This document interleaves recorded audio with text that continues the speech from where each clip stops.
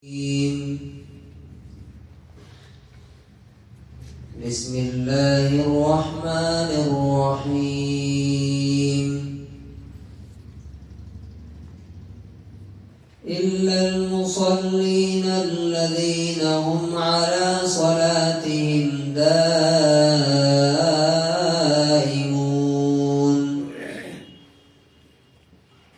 والذين في أموالهم حق معلوم للسائل والمحروم والذين يصدقون بيوم الدين. سورہ المعارج سورہ نمبر 70 آیت نمبر 22 سے 26 تک کی آیت.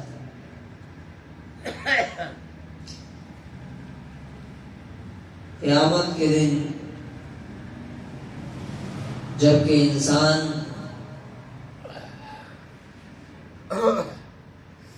دنیا کے تمام لوگوں کو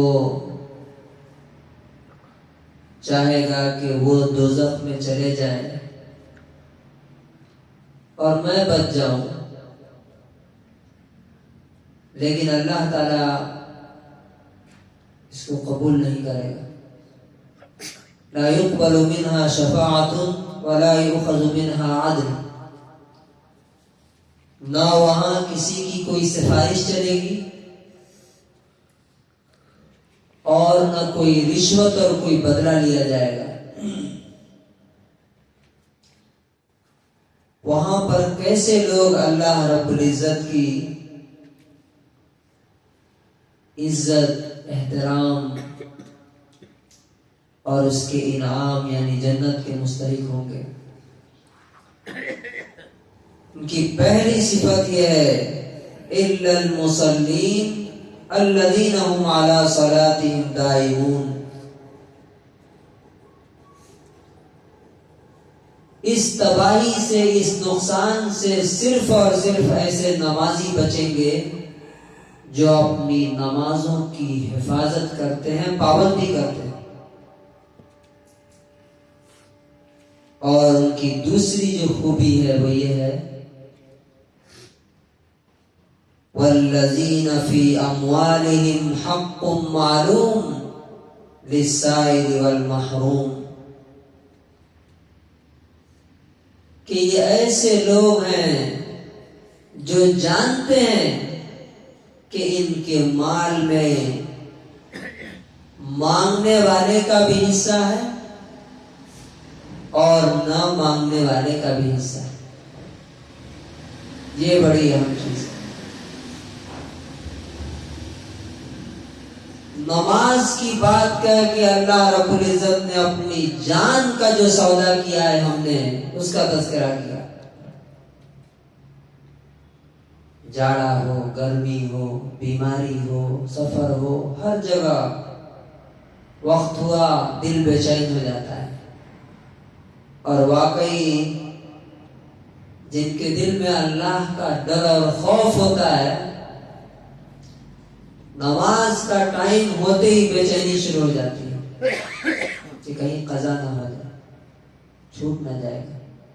اور اگر نہیں ہوتا ہے تو اس کا مطلب یہ ہے کہ اللہ سے ملنے کی کا یقین نہیں ہے. اس لیے کہ اللہ نے کہا ہے الذین یظنون انہم ملاقو ربہم. جو لوگ اس بات کا یقین رکھتے ہیں کہ انہیں ان کے رب سے ملنا ہے، ان کے لیے تو بہت آسان ہے نماز. اور جو دوسری صفت ہے وہ کیا ہے کہ جس طرح وہ خدا کا خیال رکھتے ہیں اسی طرح سے اس کے بندوں کا بھی لحاظ کرتے ہیں. یہاں جو دو لفظ استعمال کیے ہیں ان پہ غور کیجیے.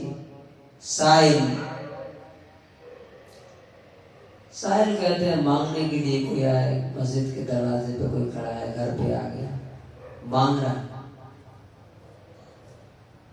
اس مانگنے کے وقت میں ہمیں ہمارے دل میں یہ آیت ہونی چاہیے کہ حق ہے اس کا، اور یہ حق کس نے متعین کیا ہے؟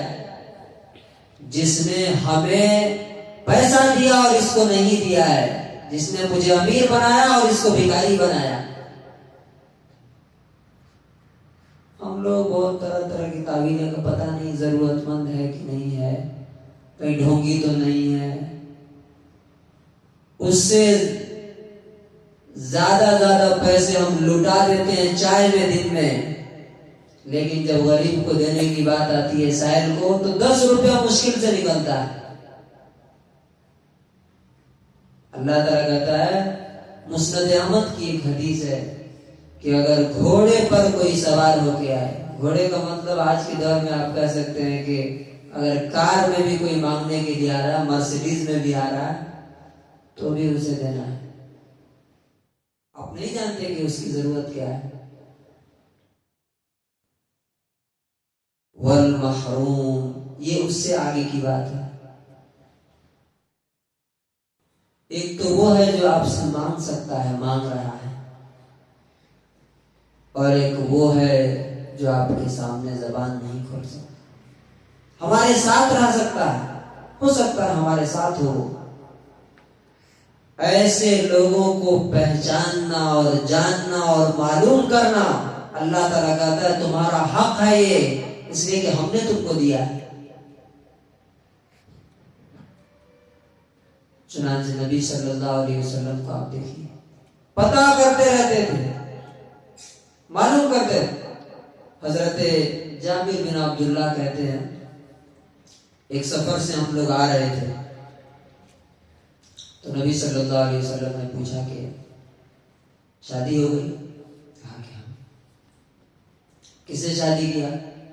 تو کہا کہ ایک بیوہ سے یا طلاق یافتہ عورت سے شادی کی۔ کہا کہ کنواری عورت سے کیوں نہیں شادی کی؟ تو کہا کہ میری 7 بہنیں ہیں اور میرے والد کا انتقال ہو گیا، تو میں نے سوچا کہ اگر میں کسی تجربہ کار عورت کو لاؤں گا تو وہ میری بہنوں کی پرورش کرے گی۔ اب دیکھیے، معلوم کر رہے ہیں گھر کے حالات، انہوں نے خود بتایا نہیں، معلوم کر رہے ہیں۔ اب معلوم ہو گیا کہ گھر میں خرچ زیادہ ہے، تو کیا کہا آپ نے؟ اب دینے کا طریقہ دیکھیے۔ چلنے لگے، پوچھا کہ یہ اپنی اونٹنی ہمیں بیچو گے؟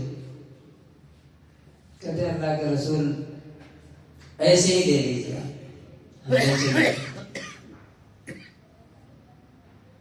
تو کہا کہ نہیں، قیمت لگاؤ۔ تو کہا کہ جو قیمت آپ لگا دیجیے ہم دے لیں گے۔ تو مدینے جب پہنچے مسجد کے دروازے پہ تو انہوں نے اونٹ وہیں باندھ دیا، کہا کہ اب تو بک گئی، حالانکہ بیچنے کا من نہیں تھا ان کا، لیکن رسول اللہ صلی اللہ علیہ وسلم نے سودا کیا تھا۔ حضرت بلال کو کہا کہ ان کو درہم تول کر کے دو، اتنے جتنی تھی اس سے زیادہ، اور اس کے بعد چلنے لگے تو کہا کہ یہ اپنی اونٹنی بھی لے جاؤ، یہ ہمارے طرف سے تمہارے لیے تحفہ ہے۔ پیسہ بھی دیا اور اونٹنی بھی واپس دے دی، کیونکہ گھر کی ضرورت معلوم ہے کہ گھر میں دوسری سواری تو ہے نہیں، اگر یہ سواری نہیں رہے گی تو کیسے یہ سوار ہوگا۔ یہ ہے والمحروم، کہ جس کے بارے میں جو آپ کو زبان کھول کے بتا نہیں سکتا، آپ کو ہو سکتا آپ کے ساتھ رہتا لیکن اسے پتا نہیں، آپ کو پتا نہیں کہ اس کے گھر کے حالات کیا، اس کی کمائی اس کے لیے، اس کے بچوں کے لیے پوری ہو رہی ہے کہ نہیں۔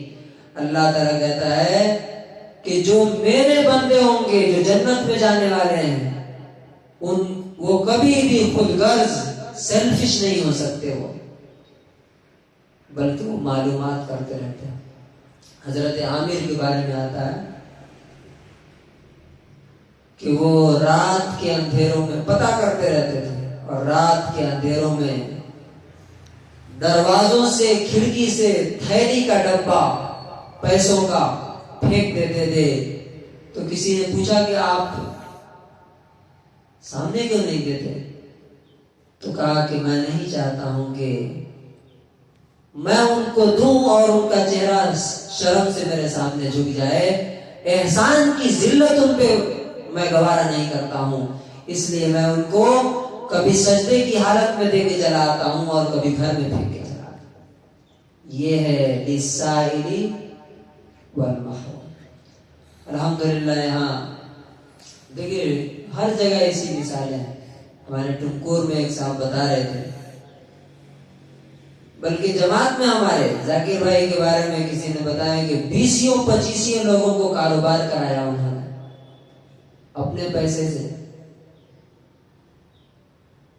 اور مولانا عمر انصاری صاحب بتا رہے تھے کہ علماء کے ایک وہ ہے، ان کے نگرانی میں اپنے ذاتی پیسے سے ہر مہینے صدقہ نکالتے ہیں، اور 100 سے زیادہ گھروں کو ریشن پہنچتا ہے اس پیسے سے، ان کو معلوم کر کے جو مانگ نہیں سکتے ہیں لیکن جن کے گھر میں ضرورت ہے۔ تو کس کو کیا ضرورت ہے اگر ہمیں پتہ نہیں ہے تو ہم اس کیٹیگری میں شامل نہیں ہیں، اور پتہ ہے اور ہم کر سکتے ہیں اور پھر بھی نہیں کر رہے ہیں تو بھی ہم اس میں شامل نہیں۔ اس لیے کہ اللہ تعالیٰ کہتا ہے وَالَّذِينَ فِي أَمْوَالِهِمْ حَقٌّ مَعْلُومٌ، حق ہے، کوئی مانگ رہا ہے تو آپ سمجھ رہے ہیں کہ بھیک دے رہے ہیں، بھیک نہیں ہے، وہ اللہ نے متعین کیا۔ اللہ تبارک و تعالی ہمیں بھی وہ نظر دے جو دوسروں کی ضرورتوں کو دیکھنے کے قابل ہو، اور اللہ رب العزت ہمیں اس آیت کے مستحق اور مصداق لوگوں میں شامل فرمائے۔ سبحان اللہ۔